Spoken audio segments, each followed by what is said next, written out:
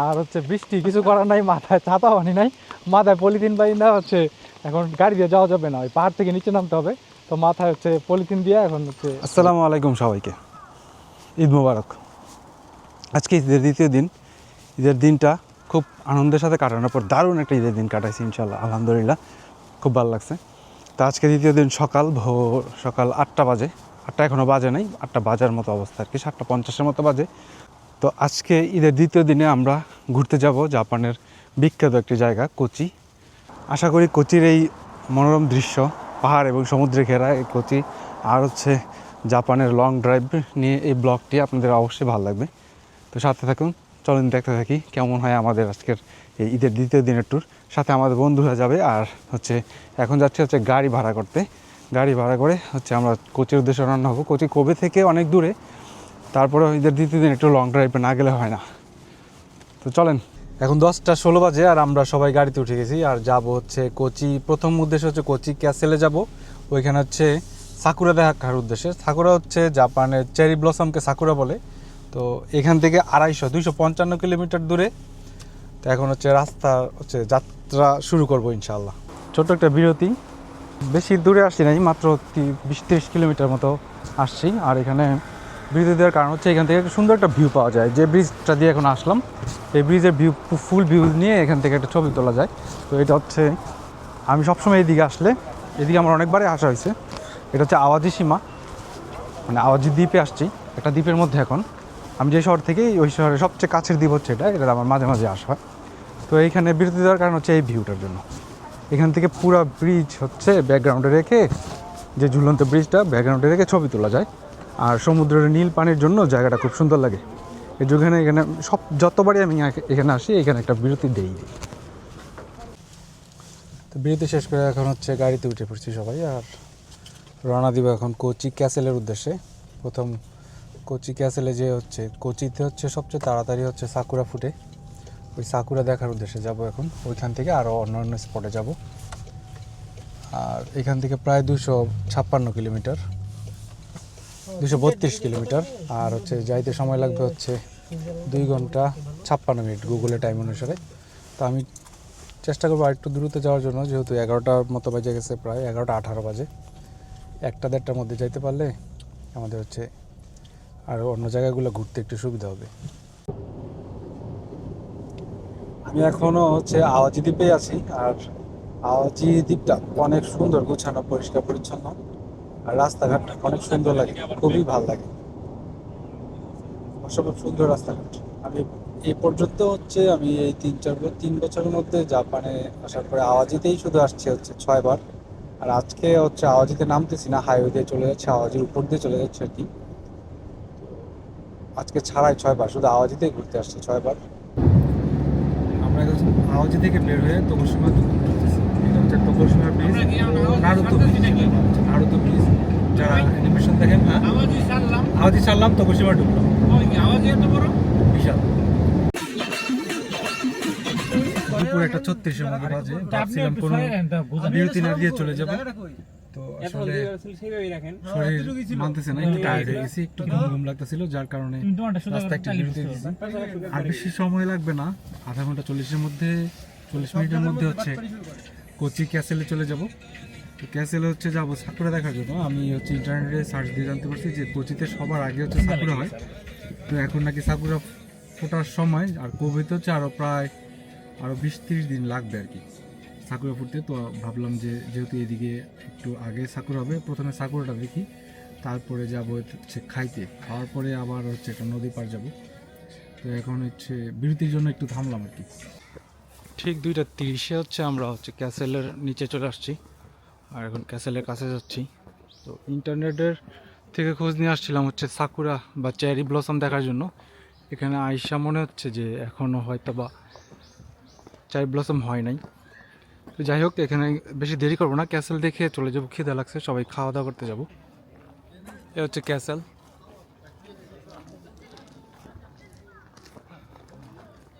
Kochi castle. এটার ভিতরে আর যাব না, ক্যাসেল সব ভিতরে একই জিনিস, ওগুলো দেখার আমার কোনো ইন্টারেস্টও নেই। আমি হচ্ছে নেচার দেখতে পছন্দ করি। সাকুরা খুঁজতে গিয়ে যখন না পায়ে ফিরে আসতে চাচ্ছিলাম, তখন হচ্ছে এক চিপার মধ্যে দেখে আসলে সাকুরা ঠিকই ফুটছে। ইন্টারনেট আসলে গুগল আসলে ভুল ভুল বলে নাই, ও ঠিকই বলছে, কিন্তু আমরা খুঁজে পাইনি। আসলে ওই রকমভাবে ফুটে নাই, একদম কম ফুটছে। এর জন্য ওই যেই সাকুরার যে ভিউ বা চেরি ব্লসমের যে ভিউ ওইটা দেখা যায় না, বোঝা যায় না, সৌন্দর্যটা নাই। এই পুরা গাছ ফাঁকা আর কি, একটা দুইটা মাঝে মাঝে একটু ফুটছে। এই হচ্ছে চেরি চেরি ফুল। ক্যাসেলে আসলে এমন কিছু দেখার মতো ছিল না, যার জন্য ক্যাসেলে আর ডিলেট করি নাই। 10-15 মিনিটের মতো ছিলাম। এখন ক্যাসেলের একদম কাছেই 300 মিটার দূরে হিরোমে মার্কেট, হিরোমে বাজার, ওইখানে যাব হচ্ছে টুনা ফিশ। এখানে একটা বিখ্যাত খাবার আছে মাছের, ওই মাছ হচ্ছে আপনার খড়ের আগুন দিয়ে পুড়ে বারবিকিউ করে দেয়, টুনা ফিশ। ওইখানে যাব, ওইটার নাম হচ্ছে সাতনো তাতাকি, ওইটা খাইতে যাবো আর কি। ভাই কিসে এগুলো কই ফিশ, জাপানিজ কই ফিশ। কচ্ছপ আছে, কচ্ছপটা দিতে এই যে বড় এটা খায় মানুষে ভাই 40 টাকা কিন্তু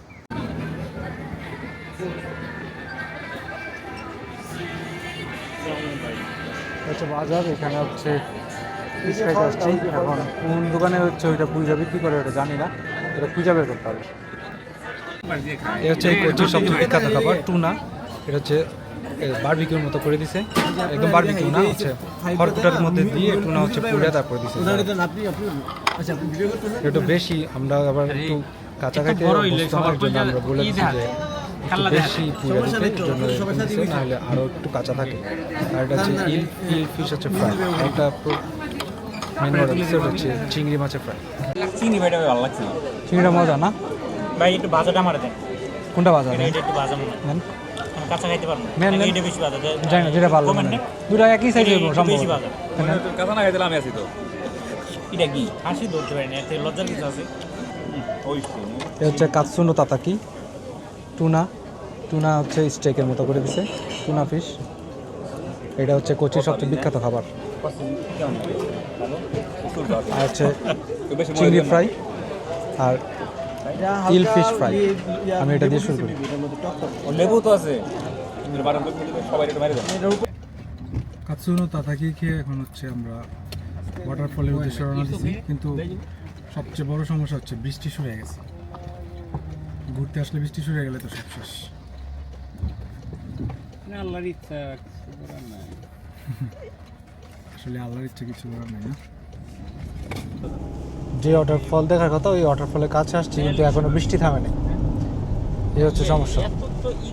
এখন 5:09 বাজে, কিন্তু মানে যদি বৃষ্টি হয় তাহলে তো ঘোরার একদম সব 12টা বাজে গেছে একদম। ওয়াটারফল দেখতে আসছি, আর হচ্ছে বৃষ্টি কিছু করার নাই, মাথায় ছাতা বানি নাই, মাথায় পলিথিন বানি না, হচ্ছে এখন গাড়ি দিয়ে যাওয়া যাবে না, ওই পাহাড় থেকে নিচে নামতে হবে। তো মাথায় হচ্ছে পলিথিন দিয়ে এখন হচ্ছে এই ওয়াটারফলের নিচে নামবো। এত দূরে আইসা না দেখে আমি ফিরে যেতে চাচ্ছি না, আমি দেখে যাবো আর কি, এর জন্য। আর আমরা মোট 6 জন ছিলাম, 6 জনের থেকে হচ্ছে 4 জন আসবে না, এই বৃষ্টির মধ্যে আসবে না। তো আমরা 2 জন হচ্ছে ডিসিশন নিয়েছি যে না, এত দূর যেহেতু আসছি তাহলে হচ্ছে দেখেই যাই। এই হচ্ছে ঝর্ণা, বেশি নিচে না, একদম বেশি নিচে না, খুব কাছেই, 1 মিনিটও লাগে না হাইট আসতে। আর এই যে সিঁড়ি, এই সিঁড়ি দিয়ে নামতে হয়েছে আর কি। আর ঝর্ণা কাছেই। এখন বৃষ্টির জন্য হচ্ছে আর ওয়েদারও একটু ইয়ে হয়ে গেছে, এর জন্য অত ইয়ে লাগতেছে না। পানিটা খুবই স্বচ্ছ পানি। এটার বিষয়ে আপনি কি বলবেন? ঝর্ণাটাকে দেখার জন্য আমাদের সিঁড়ি দিয়ে দিছে না, কাঠের সিঁড়ি ইউজ করে, আর এখানে প্লাস্টিক। পানির কালারটা দেখেন শুধু, অস্থির কালার, মন চাইতেছে এখন গোসল করি। কিসের বৃষ্টি কিসের কি, মাশাআল্লাহ, অসম্ভব জায়গা ভাই, চরম লেভেলে। যারা আসে নাই ওরা একদম মানে প্রচন্ড লেভেলে মিস করতে। জাস্ট পানির কালারটা দেখেন, মন চাইতেছে এইখানে 1 ঘন্টা বসে থাকি এই বৃষ্টির মধ্যেই। আসলে এত দূর থেকে আসছি, প্রায় 400 কিলোমিটার দূর থেকে এই ঝর্ণাটা দেখার জন্য আর এই পানির জন্য। ইন্টারনেটে যখন দেখছি তখন হচ্ছে মাথা নষ্ট হয়ে গেছিলো। তো এখানে এসে হচ্ছে বৃষ্টিতে পড়ে গেছিলাম, চিন্তার মধ্যে পড়ে গেছিলাম যে আসলে কি করব। 6 জন আসছিলাম, 3 জন হচ্ছে ঝর্ণার নিচে নামছে, মইনুল ভাই, কাউসার ভাই আর আমি, আর বাকি 3 জন হচ্ছে বৃষ্টির ভয়ে নিচে নামে নাই। তো আমরা চিন্তা করছি ভয়কে জয় করে হচ্ছে আমাদের এই ট্রাভেলকে সাকসেস করতে হবে, যেহেতু বৃষ্টি হয়েছে। অবশ্যই যাবে। তবে ঝর্ণাটা দেখেন, অসম্ভব সুন্দর ঝর্ণা, পানির কালারটা দেখেন শুধু, একদম ব্লু কালার পানি আর একদম স্বচ্ছ। আমার ক্যামেরা হচ্ছে ওয়াটারপ্রুফ না, তারপরে আমি এই ভিডিও করার জন্য হচ্ছে চিন্তা করছি যাক একটু বৃষ্টিতে ভিজুক, হয়তো আবার নষ্ট হবে না, দোয়া করি নষ্ট না হোক, আপনারা দোয়া করেন। এই আর কি অবস্থা, খুব ভালো লাগতেছে। ঈদের পর দিন হচ্ছে বৃষ্টির মধ্যে এই এমন একটা জায়গা আসতে পারছি, খুব ভালো লাগতেছে, অসম্ভব ভালো লাগতেছে। আসলে ভয় পেয়ে যদি নিচে না নামতাম, বৃষ্টির ভয়ে যদি কি বলে এখানে না আসতাম, তাহলে হচ্ছে পুরা জার্নিটা মিস হয়ে যেত। আসলে বলে না, নাচতে নেমে ঘুমটা দেওয়াটাই আসলে একটা হাস্যকর বিষয়। আপনি যখন ঘুরতে আসছেন, আপনার পরিবেশ যেমনই হোক, আবহাওয়া যেমনই হোক, ওইটাকে উপেক্ষা করে আপনার হচ্ছে গন্তব্যে আসতে হবে। এটা আমার সাজেশন, বা আমি এমনই করি। এই শুধু বৃষ্টির জন্য আমি এত দূর থেকে আসছি, একটু মাত্র বৃষ্টিতে ভিজে যাবো। আর ভিজলে এমন না যে আমার এই ভিজা আর শুকাবে না কখনো জীবনে, এমন তো না। আমি ভিজছি, 1 ঘন্টা পর আবার শুকাই যাবো, কিন্তু এই ভিউটা আমি কি দেখতে পারতাম। আমি এইখানে 3 বছর হয়েছে আমি এখানে আসবো করে আসা হয় না, আজকে আসছি। তো আমি এই চান্সটা মিস করতে চাইনি। তো যাক, আলহামদুলিল্লাহ, মাশাল্লাহ, খুব ভালো লাগছে। আর এখন পাহাড়ের উপরে উঠবো, একটু উঠলেই পাহাড়, অনেক উঁচু পাহাড়, হাফ পায়ে যাই। আর বৃষ্টিতে আর ক্যামেরা বাইরে না রাখি। আপনাদের অনেক ধন্যবাদ পাশে থাকার জন্য। আর খুব ভালো লাগতেছে, আসলে আনন্দ লাগতেছে, মনের মধ্যে খুব ভালো লাগতেছে, মাশাল্লাহ। এখন হচ্ছে গাড়িতে করে হচ্ছে বাসার উদ্দেশ্যে রওনা দিব। আজকে বারবিকিউ করার ইচ্ছা আছে, যেহেতু এই শহরে বৃষ্টি, আমরা আমাদের শহরের কাছাকাছি যেয়ে হচ্ছে বারবিকিউটা স্টার্ট করব। রাত 3টা বাজে আর এখন আসছে হচ্ছে বারবিকিউ করতে। আর সন্ধ্যার দিকে করার ইচ্ছা ছিল, বৃষ্টির জন্য আর হচ্ছে লাইভ করতে গিয়ে লেট হয়ে গেছে। লাইভ দিও না, অনেক আলো হয়ে যায়। সালামির লাইভ করতে গিয়ে লেট হয়ে গেছে, 3টা বাজে এখন আসছি আমরা বারবিকিউ করতে। এই হচ্ছে বারবিকিউ করা হচ্ছে। আর যারা সালামি পাইছেন, একটু লেট হচ্ছে, আমি হচ্ছে ড্রাইভ করতেছিলাম, এর জন্য দিতে পারি নাই। অনেকে SMS করছেন, রিপ্লাই দিতে পারি নাই। তো আমি আস্তে আস্তে এখন পাঠাই দিব। অনেকের সাথে কথা হয়েছে, কেউ সকালে চাচ্ছে, যারা সকালে চাচ্ছেন ওদের সকালে দিয়ে দিব ইনশাল্লাহ। আসসালামু আলাইকুম, শুভ সকাল।